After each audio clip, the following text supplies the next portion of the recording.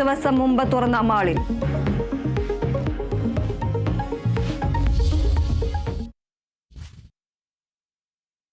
വാർത്തകൾ നോക്കാം. കൊല്ലത്ത് സ്കൂളിൽ വെച്ച് ഷോക്കേറ്റ് വിദ്യാർത്ഥി മരിച്ച സംഭവത്തിൽ പ്രതിഷേധം ശക്തം. തേവലക്കര ബോയ്സ് ഹൈസ്കൂളിലെ 8ാം ക്ലാസ് വിദ്യാർത്ഥി മിഥുനാണ് മരിച്ചത്. സംഭവത്തിൽ ബാലാവകാശ കമ്മീഷനും മനുഷ്യാവകാശ കമ്മീഷനും കേസെടുത്തു. സംഭവത്തിന്റെ CCTV ദൃശ്യങ്ങൾ കേരള വിഷൻ ന്യൂസിന്.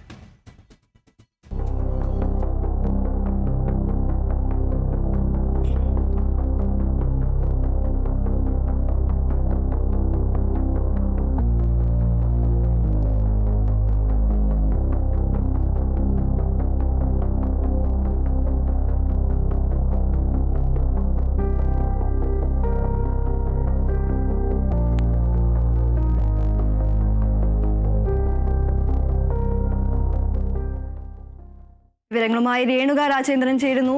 രേണുക, ഈ ഒരു സ്കൂളിൽ വെച്ചാണ് വിദ്യാർത്ഥിക്ക് ദാരുണമായ ഒരു അന്ത്യം സംഭവിച്ചിരിക്കുന്നത്. ഈ ഒരു സംഭവത്തിൽ പ്രതിഷേധം ശക്തമാവുകയാണ്. കൂടുതൽ വിശദാംശങ്ങൾ എന്തൊക്കെയാണ്? നിലവിൽ ദീപ്തി ഇപ്പോൾ കുട്ടിയുടെ മൃതദേഹം ആശുപത്രിയിൽ എത്തിച്ചിട്ടുണ്ട്. എന്തായാലും പോസ്റ്റ്മോർട്ടം നടപടികളിലേക്ക് കടക്കാനുള്ള സാധ്യതകളിലേക്ക് എത്തിയിട്ടുണ്ട് എന്ന് വേണം നിലവിൽ മനസ്സിലാക്കാൻ കഴിയുന്നത്. ഏകദേശം ഇന്ന് രാവിലെയാണ് ഈ ഒരു സംഭവം ആരംഭിച്ചത്. അല്ലെങ്കിൽ രാവിലെ ഈ സ്കൂൾ തുറന്ന സമയത്ത് ഈ വിദ്യാർത്ഥികൾ സാധാരണ ഈ കുട്ടികളൊക്കെ കളിക്കുന്നത് പോലെ തന്നെ ചെരുപ്പൂരി എറിഞ്ഞ് കളിക്കുകയായിരുന്നു. അങ്ങനെയാണ് ഈ ഷീറ്റിൻ്റെ മുകളിലേക്ക് ഈ ഒരു ചെരുപ്പ് വീഴുകയും ഈ ലൈൻ കമ്പിയിൽ ഈ കുട്ടിയെ എടുക്കാൻ കയറിയപ്പോൾ ലൈൻ കമ്പിയിൽ അപകടമുണ്ടായതും അപ്പോൾ തന്നെ ഷോക്കേറ്റ് താഴേക്ക് വീഴുന്ന ഒരു സംഭവം ഉണ്ടായിട്ടുണ്ട്. ഈ ഷീറ്റിലേക്ക് തന്നെ വീഴുന്നിട്ടുണ്ട്. എന്തായാലും ആ സമയത്ത് തന്നെ അധികൃതർ എന്തായാലും ആശുപത്രിയിൽ എത്തിച്ചുകൊണ്ട് തന്നെ കുട്ടി മരിച്ചു എന്നൊരു വിവരമാണ് നിലവിൽ ലഭിക്കുന്നത്.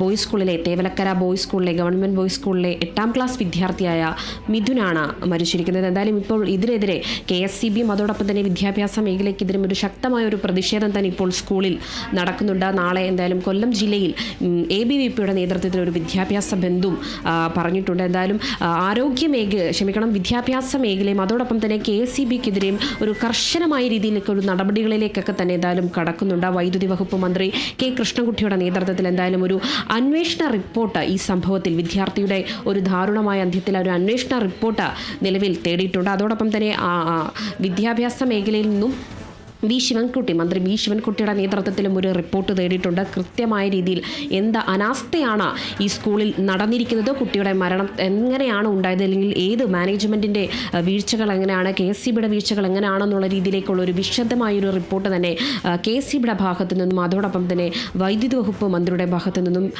വി ശിവൻകുട്ടിയുടെ ഭാഗത്തു നിന്നും ഒരു റിപ്പോർട്ട് എന്തായാലും തേടിയിട്ടുണ്ടെന്ന് അല്പസമയത്തിനുള്ളിൽ തന്നെ മന്ത്രി വി ശിവൻകുട്ടി മാധ്യമങ്ങളെ കാണുന്നുണ്ട്. വിശദമായ രീതിയിൽ തന്നെ ഈ സ്കൂളിലേക്ക് അല്ലെങ്കിൽ ഈ മിഥുൻ്റെ ഒരു മരണത്തെ സംഭവിച്ച എങ്ങനെയാണ് കാര്യങ്ങൾ എന്നൊരു കാര്യത്തിൽ കൂടി എന്തായാലും വ്യക്തത വരും. എന്തായാലും ശാസ്താംകോട്ട പോലീസ് ഇപ്പോൾ സ്വമേധയാ ഈ അപകടത്തെ തുടർന്ന് അല്ലെങ്കിൽ കുട്ടിയുടെ അപകട മരണത്തെ തുടർന്ന് ശാസ്താംകോട്ട പോലീസ് ഇപ്പോൾ സ്വമേധയാ കേസെടുത്തിട്ടുണ്ട്. അതോടൊപ്പം തന്നെ മനുഷ്യാവകാശ കമ്മീഷനും ഈ മിഥുൻ്റെ മരണത്തിൽ ഇപ്പോൾ കേസ് എടുത്തിട്ടുണ്ട്. ഇരുവരും അതായത് KSCBയും അതോടൊപ്പം തന്നെ സ്കൂളും തമ്മിലൊരു വാക്കുതർക്കമാണ്.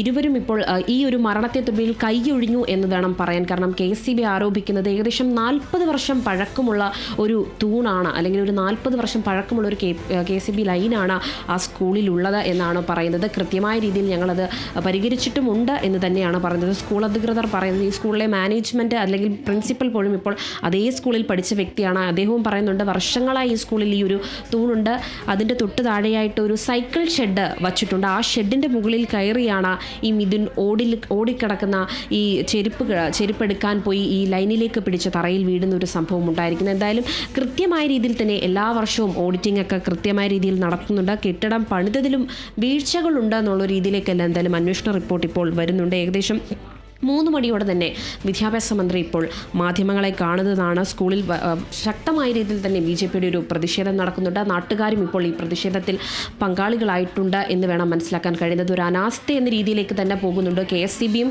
വിദ്യാഭ്യാസ വകുപ്പും മാറി തങ്ങളല്ല ഈ ഒരു മരണത്തിൻ്റെ ഉത്തരവാദികൾ എന്ന് പറയുമ്പോൾ പോലും എന്താണ് കൃത്യമായി നടന്നിരിക്കുന്നത്, അല്ലെങ്കിൽ മരണ കാരണം ഷോക്കേറ്റത ആണെന്ന് പറയുമ്പോൾ പോലും ആ ഒരു പ്രദേശത്തേക്ക് അല്ലെങ്കിൽ ഈ കുട്ടി കയറി ചെന്ന ഈ ഷീറ്റിൻ്റെ മുകളിലേക്ക് മറ്റാരും തന്നെ അങ്ങനെ എത്തിപ്പെടുന്ന സ്ഥലം മാത്രമല്ല എന്നാണ് ഇപ്പോൾ മാനേജ്മെൻറ്റ് പറഞ്ഞ് കൈയൊഴിയുന്നത്. കൃത്യമായ രീതിയിൽ തന്നെ ഒരു അനാസ്ഥ നടന്നിട്ടുണ്ട് എന്നൊരു കാര്യത്തിൽ വ്യക്തത വന്നിട്ടുണ്ട്. എന്തായാലും ഈ ഷെഡ് ചിത്രങ്ങളിൽ കാണുന്നത് പോലെ തന്നെ ഈ ലൈൻ കമ്പിയുടെ തൊട്ടു താഴെയാണ് ഈ സൈക്കിൾ ഷെഡും വച്ചിരിക്കുന്നത്. അതോടൊപ്പം തന്നെ ഈ KSEB പറയുന്ന ഒരു മറുപടി ഇത് തന്നെയാണ്. ഈ ലൈൻ വെച്ച് ഈ 15 വർഷമായി ഏകദേശം ഈ സൈക്കിൾ ഷെഡും അവിടെ വച്ചിട്ട് 40 വർഷത്തോളം പഴക്കമുള്ളൊരു KSEB തൂൺ പോലും അവിടെ സ്ഥാപിച്ചിട്ടുണ്ട്. ലൈനുകളും ഏകദേശം അത്രത്തോളം പഴക്കമുണ്ടെന്നാണ് പറയുന്നത്. ഈ ലൈൻ കമ്പിയുടെ തൊട്ട് താഴെ തന്നെ ഈ സൈക്കിൾ ഷെഡ് വച്ചത് KSEB അറിയിച്ചിട്ടില്ലെന്ന് തന്നെയാണ് ഇപ്പോൾ KSEBയുടെയും വാദം. അതോടൊപ്പം തന്നെ ഈ സ്കൂൾ മാനേജ്മെൻറ്റ് പറയുന്നത് കൃത്യമായ രീതിയിൽ തന്നെ ഈ ഒരു ലൈൻ കമ്പിയുടെ ഒരു ആവശ്യമായിപ്പെട്ട പലതവണ ഒരു പരാതി നൽകിയിട്ടുണ്ട് എന്ന് സ്കൂൾ അധികൃതരും പറയുന്നുണ്ട്. എന്നാൽ ആ പരാതി ഞങ്ങൾക്ക് ലഭിച്ചിട്ടില്ലെന്നാണ് ഇപ്പോൾ KSEB പറയുന്നത്. എന്തായാലും ഈ ഒരു കാര്യത്തിൽ നിലവിൽ വ്യക്തത വരേണ്ടതുണ്ട്. ഇത് KSEBയുടെ വീഴ്ചയാണോ അതോടൊപ്പം തന്നെ സ്കൂൾ അധികൃതരുടെ വീഴ്ചയാണോ എന്നൊരു കാര്യങ്ങളിലേക്കെല്ലാം എന്തായാലും നിലവിൽ വ്യക്തത വരേണ്ടതുണ്ട്. ദീപ്തി. ശരി. കൊല്ലത്ത് സ്കൂളിൽ വെച്ച് ഷോക്കേറ്റ വിദ്യാർത്ഥി മരിച്ച സംഭവത്തിൽ പ്രതിഷേധം ശക്തം. തേവലക്കര ബോയ്സ് ഹൈസ്കൂളിലെ 8ാം ക്ലാസ് വിദ്യാർത്ഥി മിഥുനാണ് മരിച്ചത്. സംഭവത്തിൽ ബാലാവകാശ കമ്മീഷനും മനുഷ്യാവകാശ കമ്മീഷനും കേസെടുത്തു. രേണുക രാജേന്ദ്രനാണ് വിവരങ്ങൾ നൽകിയത്. കൊല്ലം തേവലക്കര ബോയ്സ് ഹൈസ്കൂളിൽ 8ാം ക്ലാസ് വിദ്യാർത്ഥി ഷോക്കേറ്റ് മരിച്ച സംഭവത്തിൽ രൂക്ഷ വിമർശനവുമായി മന്ത്രി ശിവൻകുട്ടി. സ്കൂൾ അധികൃതർക്ക് എന്താണ് പണിയെന്ന വിദ്യാഭ്യാസ മന്ത്രി. ഇത്ര വലിയ അപകട സാഹചര്യം സ്കൂൾ അധികൃതർ കണ്ടില്ലേ എന്ന് മന്ത്രി ചോദിച്ചു. സംഭവത്തെക്കുറിച്ച് അന്വേഷിച്ച് അടിയന്തരമായി റിപ്പോർട്ട് നൽകാൻ പൊതുവിദ്യാഭ്യാസ ഡയറക്ടർക്ക് നിർദ്ദേശം നൽകി. ജില്ലയിലെ ഉന്നത വിദ്യാഭ്യാസ ഓഫീസർമാരോട് ആവശ്യമായ ക്രമീകരണങ്ങൾ ഏർപ്പെടുത്താനും നിർദ്ദേശം നൽകിയിട്ടുണ്ട്.